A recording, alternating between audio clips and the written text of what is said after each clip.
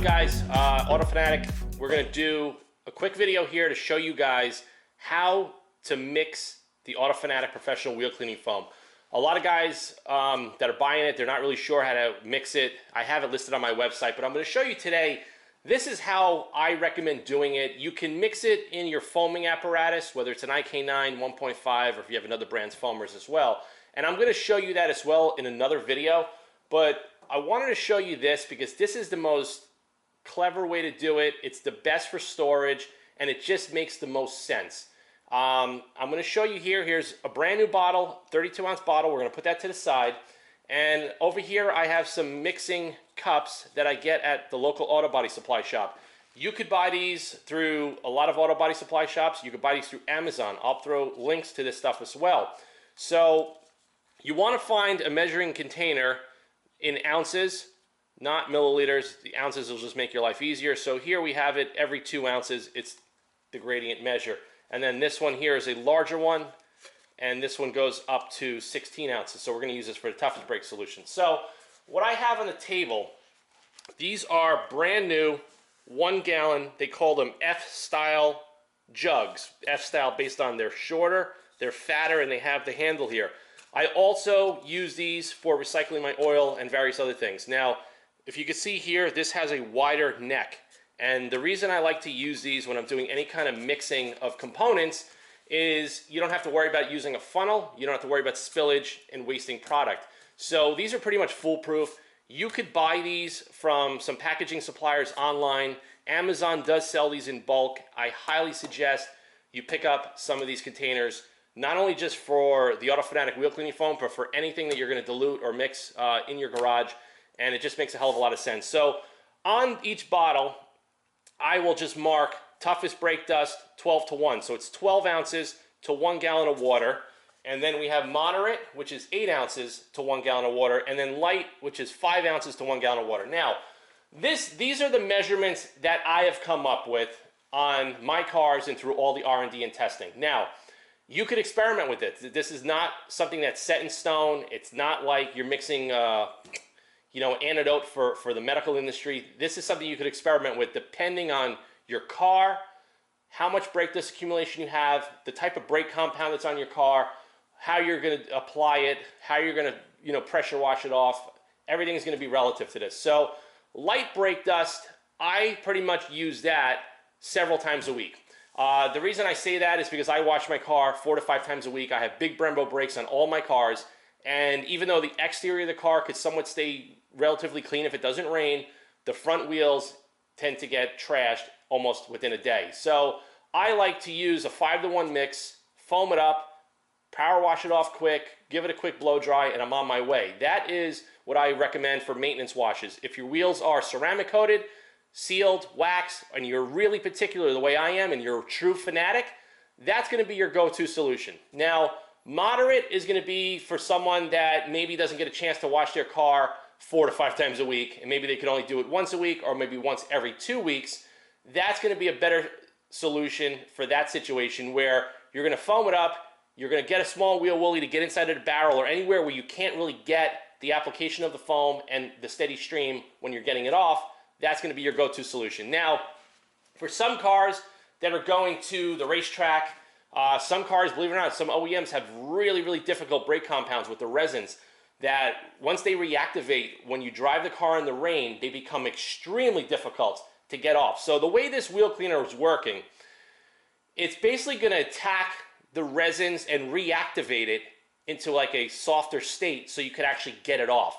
Whereas some wheel cleaners, they just penetrate and they attack and they hurt the base metal, they attack the finish, they attack the rotor hats, they attack everything. So this is why I wanted to come up with this system, because I want it to be safer for your wheel finish, for your brake system, for the brake calipers, to eliminate brake squeal, because a lot of cleaners on the market cause brake squeal. As soon as you use them and you drive down the road, they're squealing like crazy because the components are very caustic, whether they're on a very harsh acid base or they're on a very high hazardous pH base. So either way, you have to be careful what you're putting on your cars. I designed this around high performance cars with Brembo brakes. This will work on any car regardless, but it's really, you just got to use a little common sense. You're going to have to experiment, but as far as value, this one bottle for $49.95 can make a minimum of 3 gallons of wheel cleaner.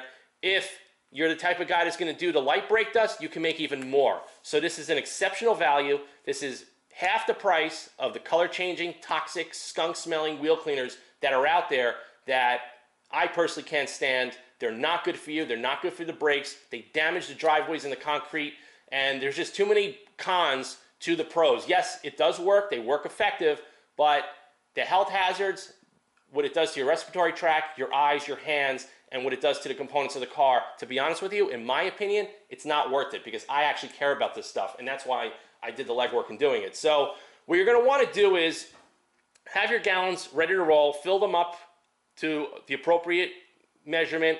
I use filtered water. That's just because what I would recommend. If you have a deionizer, I would recommend that as well. You could also go to the grocery store and pick up some distilled water as well if you want to really go crazy. And you could actually use those containers if you don't want to go pick up these. So here's what we're going to do. I'm going to show you quick. And we're going to open up the brand new bottle. And we're going to fill up each one accordingly. So we're going to do 5 to 1 here. Okay, that's going to go to that container. This one's going to get the 8 ounces.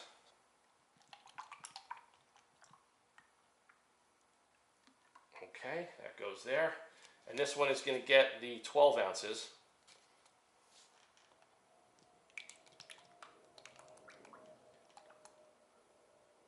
Okay, and we're done, and that's going to go there. So, if you look here, this is a brand new bottle, and we still have 25% yield left in the bottle. So, the great thing about this is, let's say you mix a 5 to 1, and you really want a little bit more kick.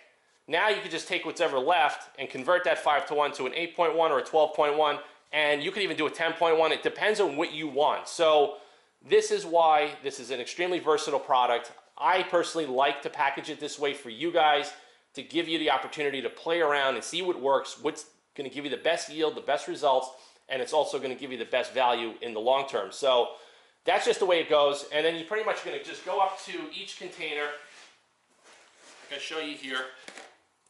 And with the wider mouth, you just pour it right in. And then when you're done, I recommend a quick shake. Just like that, and you're just going to go down the road. And if you're a mobile detailer or a professional detailer, this will give you a lot of options depending on the customer cars that you're working on.